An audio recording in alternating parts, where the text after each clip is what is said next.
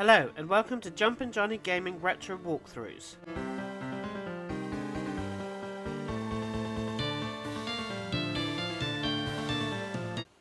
This is Final Fantasy IV Pixel Remastered video, and it is the first part of the complete walkthrough which will cover everything you need to get 100% in the game.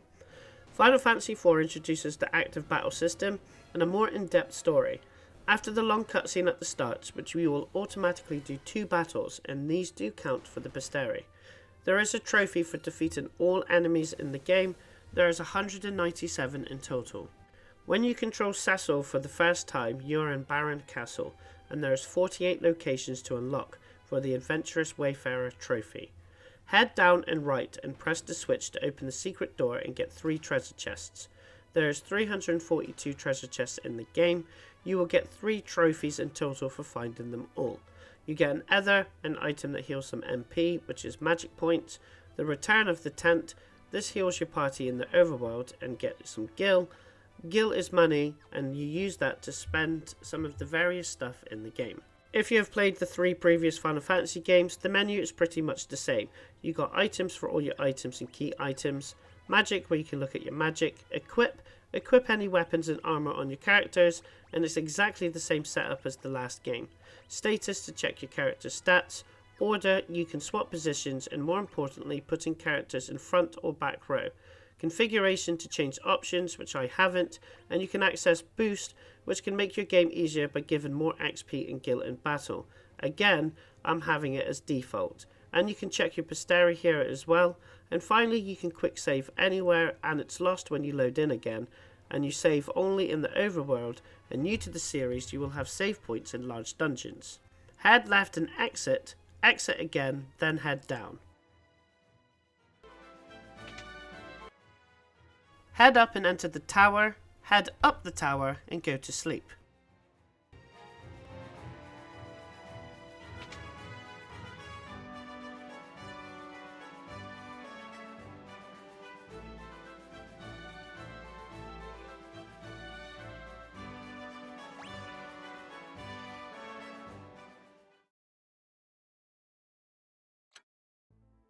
Enter the town. Most towns have item shops, weapons and armor, and inns where you can pay to stay, and all your HP and MP refills.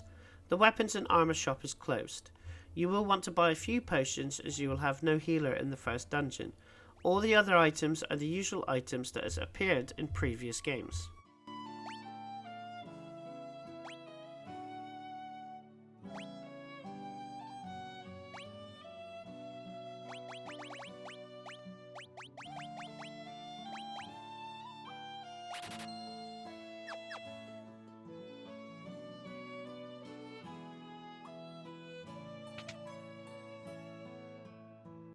In the game, there's 54 hidden items, usually in towns, and if you get them all, you'll get a trophy.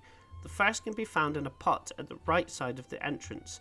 Then enter the inn and get the second hidden item at the pot on the left hand side at the bottom. Take the stairs up on the right, interact with the sword on the wall, and that will open up a secret door to get 3 chests.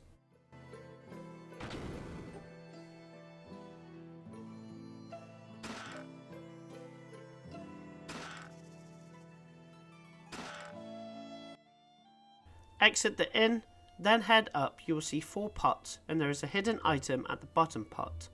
Then head right up to the top right of the town and go down the waterfall and follow the water path right down to the dead end water area and find 2 secret items.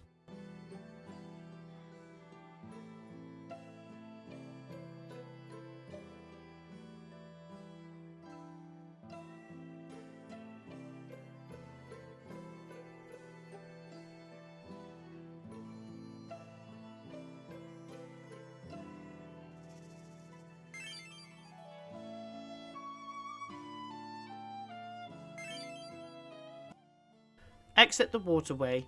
You pass a bridge on the way. You want to go to this bridge when you are out of the water. Then go right up where the old woman is and enter the secret path in the trees. And use that to go to the left area, and in the big patch of grass is the last 3 hidden items in the town. And if you want to see what chests and hidden items you have got in an area, Go to your map and switch maps to show all your locations you have been, and go to your location. You can see we got 3 out of 6 chests and 8 out of the 8 secret items. We can't get the other 3 chests until later on in the game.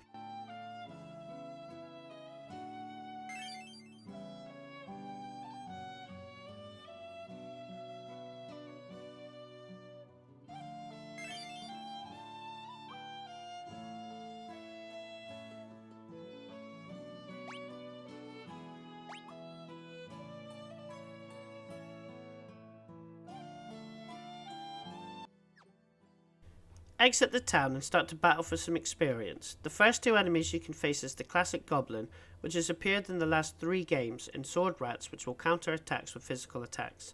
You have 2 party members, Cecil the Dark Knight.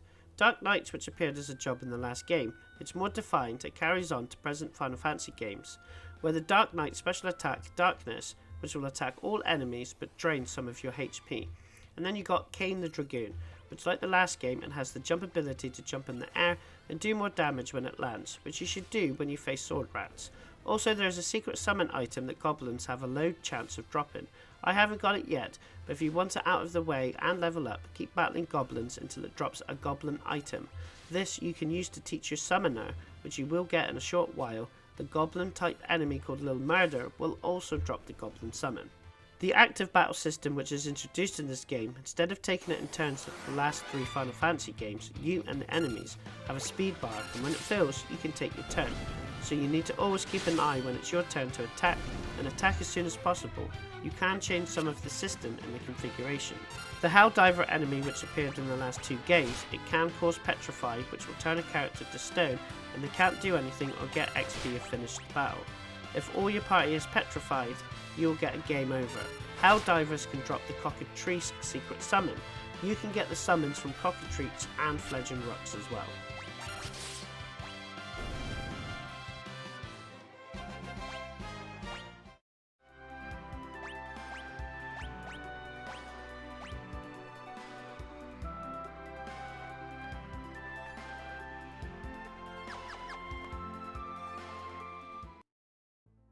Head in a northwest direction to enter the Mist Cave, then head right and go up the stairs, follow the linear path, then at the turn back dialogue, head up for a chest.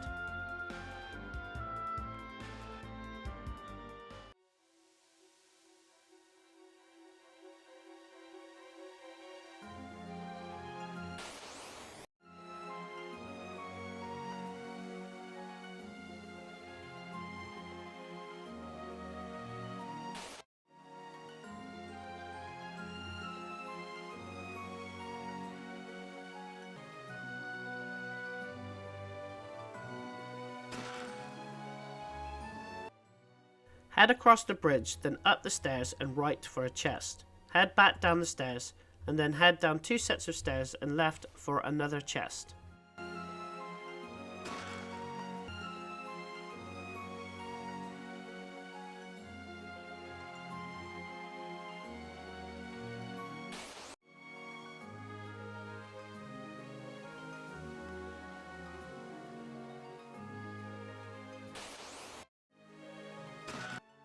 Return right and go up the first set of steps, and then head right for the final chest in this dungeon.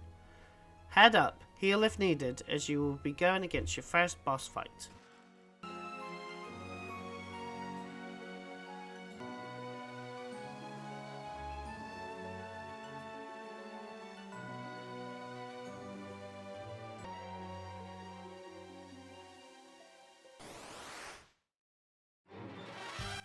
The Mist Dragon has a mechanic, and after 3 games, the bosses in the Final Fantasy series is getting a bit more than using your strongest weapons and magic to defeat them.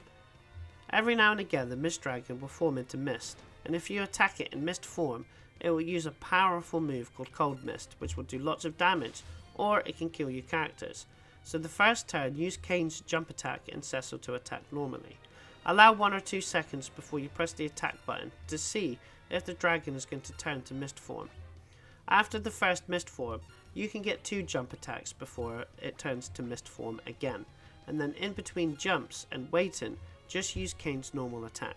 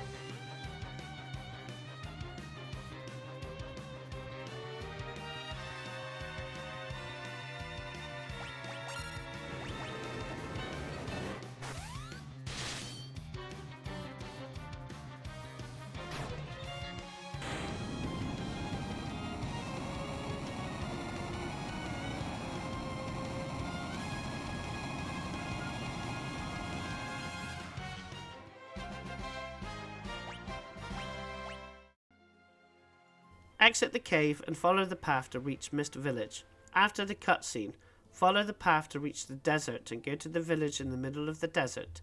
2 new enemies you can face is eye-wing moths and insectus. Both of them are fairly weak enemies.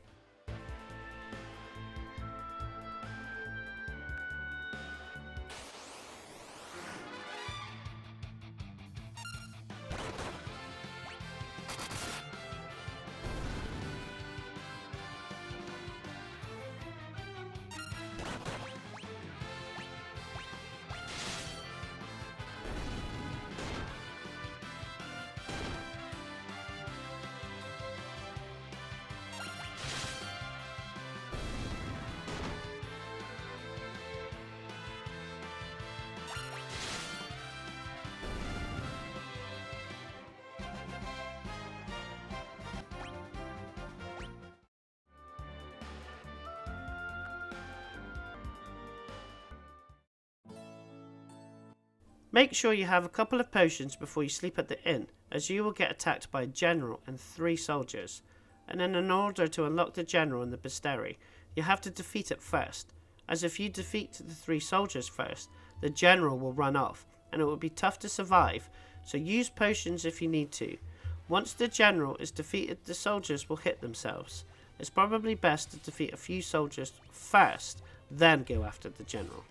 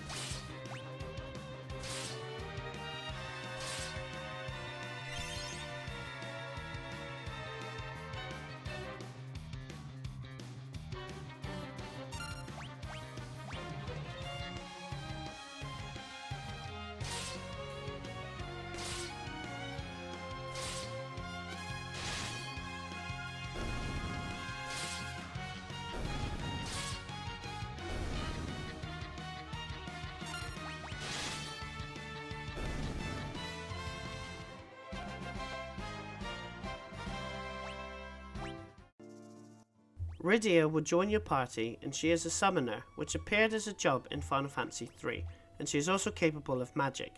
Magic for the first time is not bought in shops. Anyone capable of magic will learn the different spells as they level up. Summon still has to be taught. Make sure if you got the Goblin and Cockatrice, you have to teach it to Rydia in order for it to count for the trophy.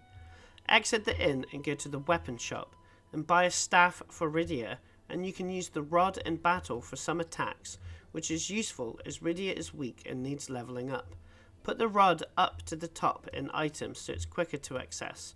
In the armor shop there is a character named Naming Way, which appears in most towns, and he will change your character's names to whatever you want if you choose to.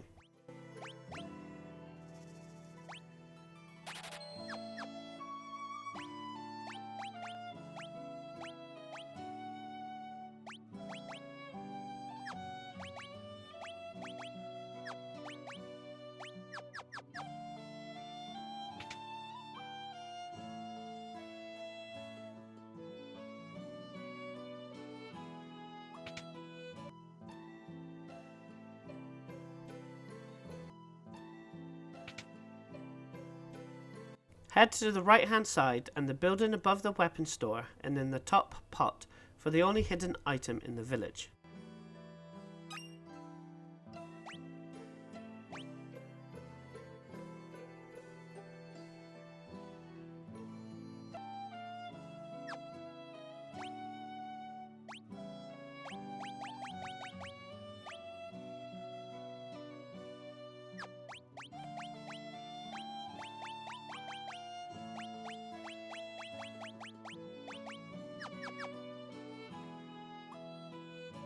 You'll want to level up Rydia about 4 or 5 levels, as she's really weak, and she will learn white and black magic, including the useful Cure spell and Blizzara spell. Keep close by and use the Inn to heal up. 2 new enemies you can face is Desert Cygans, desert versions of the classic Cygans, and Hundlegs, both normal enemies that are easy to defeat.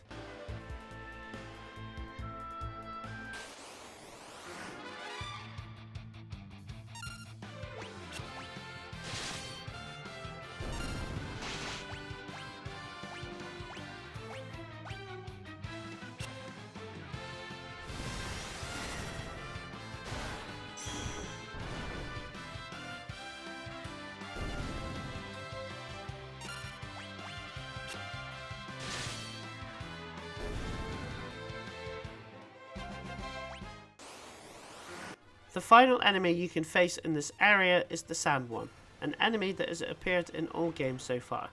It has high HP, so will take a few turns to defeat.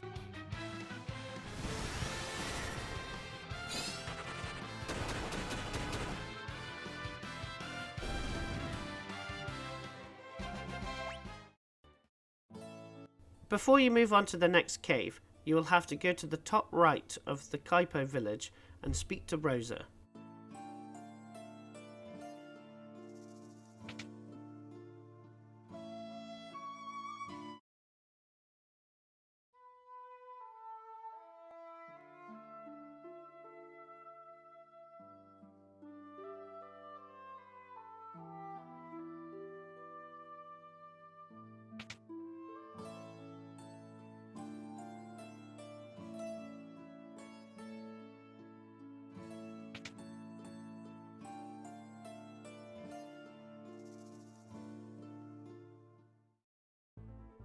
If you like this video, subscribe to my channel where there are more complete retro walkthroughs plus achievement and trophy guides, secrets and tips from the latest releases. Thanks for watching.